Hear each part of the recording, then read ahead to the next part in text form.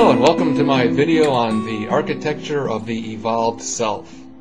Like many people today, I'd like to build a functioning model of the human mind.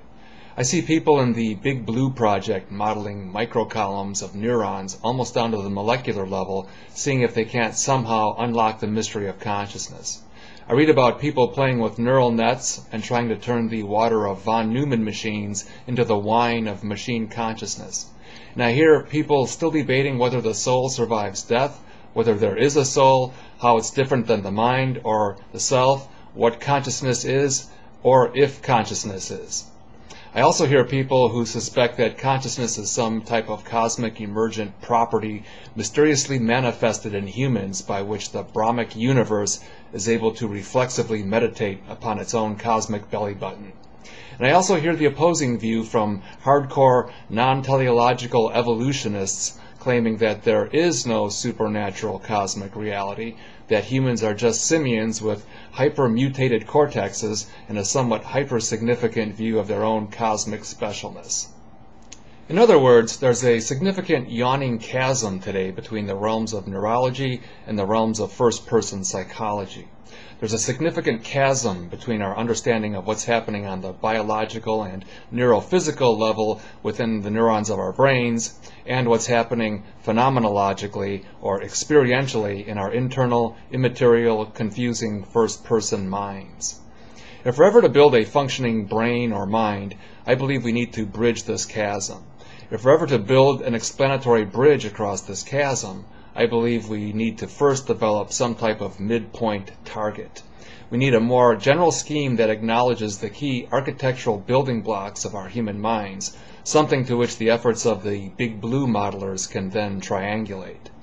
I believe their efforts will ultimately be helpful, but they need to be preceded by a higher level, more systematic description of the mind. We need a more general architecture of the self, or architecture of the human mind, before we can determine how these interesting and complex microcolumns fit into the overall puzzle. I want to present my thoughts, my theory, my proposed architecture of the evolved self. And I emphasize evolved self because my perspective, my assumption is that although consciousness may be fascinating and fraught with allusions to cosmic ontologies, I contend that we need to view it more pragmatically, i.e. in the more natural context of evolution. We should view the mind and the self as being driven by evolutionary and survival concerns. We need to constantly remind ourselves that the brain and mind emerged and evolved not to satisfy some a priori cosmic purpose, but because it apparently conferred a survival advantage upon its owners. We should deconstruct the human self while acknowledging that it was forged hundreds of thousands, if not millions of years ago in the competitive canopies of rainforests and the sometimes brutal savannas of Africa, and that fundamentally the basic motors and drivers that propel us through our 21st century lives today are not that different than the psychological motors and drivers that motivate even the simplest organisms. So, without further ado, let me present my thoughts, my theory, my depiction of the architecture of the evolved human mind. Taking a cue from evolution, I'm going to propose that the key motivators of our daily lives are desire modules. For the sake of discussion, we can view these as existing in two categories or tiers. Tier 1 being the more hardwired and survivally significant, Tier 2 being less so. I also want to say that I'm not contending that these modules are distinct little black boxes with clearly demarcated behavioral boundaries. I merely present them in this way to simplify the architecture, realizing that the brain is very interconnected and that the behaviors that emanate from it are more organic and overlapping. So, Tier 1 consists of the proverbial 4 F's of survival seen in virtually every animal that walks, slithers, flies, or swims on this competitive planet today. They are feed, fight, flight, and sex. These desire modules, or DMs, provide us with our basic raison d'etre. The DMs from the second tier, or the behaviors that emanate from them, more or less support those in the first tier. Here are some examples. Protect and take care of our young, take care of ourselves, help and be nice to others within our social group, maintain our social standing within the group, otherwise known as saving face with our peers, obtain the approval of our superiors, e.g. our parents when we're young, our teachers and bosses when we're older, and for some, their God, acquire objects. There are others, but this gives you a general idea.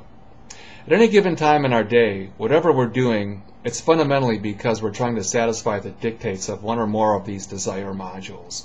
Once we do, we momentarily feel pleased, and then some other DM kicks in.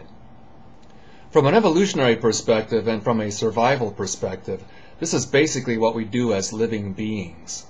One could argue that in a very simple paradise-like environment with absolutely no competition, an actual thinking brain might not even be required.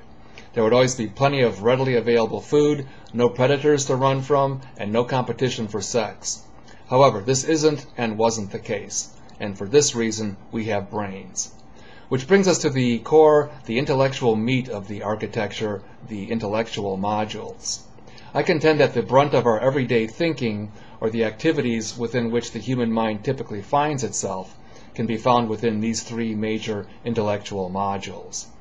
They are the top-level optimizer, the pathing module, and the likening or curiosity module.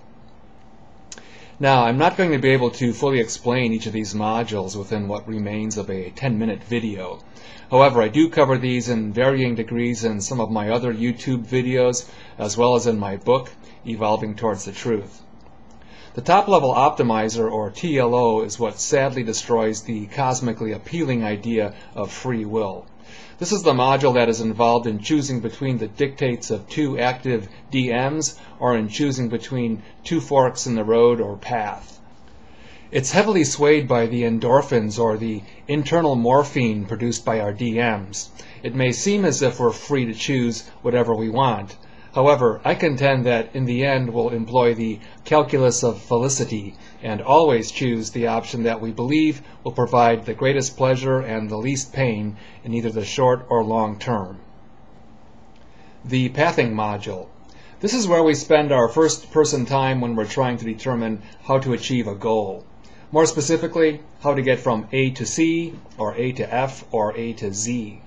The easiest way to think of it is geographically or spatially, as if you were a hominid in tree A trying to determine the best path to tree C. Today we use this module for short and long-term planning, like how do I get from a condition where I have no car and no girlfriend to a condition where I do have a car and a girlfriend? Or how can I please my wife and not look like a wimp to my drinking buddies? Or how can I have my cake and eat it too? In other words, what is the best, least painful solution path from here to there? The final intellectual module is the likener or the curiosity module. This is our key analysis or investigation module. We use it when we encounter some new object or situation or phenomenon. For example, imagine you're walking through the produce section of the grocery store and happen to see some new object.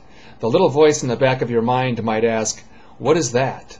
But really, it's the likening module asking, what is that like? What other fruit or vegetable that I've already encountered does this new object most closely resemble?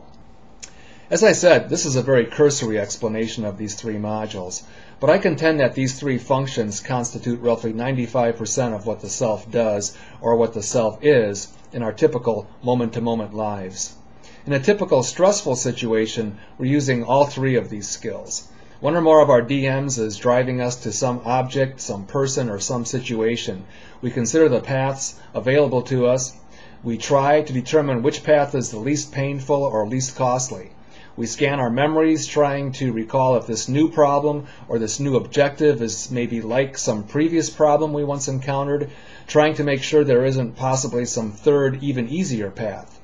Once the self system is reasonably confident that it has a plausible path, we choose, we launch, we execute, hoping for the best. So that's the basis of the architecture of the evolved self. I'd love to elaborate more on the mechanics and implementation of the likening and pathing modules, but that's all we have time for right now. Please be sure and post your comments, questions, and criticisms. I'm Jeff Kosmowski. Thanks for watching.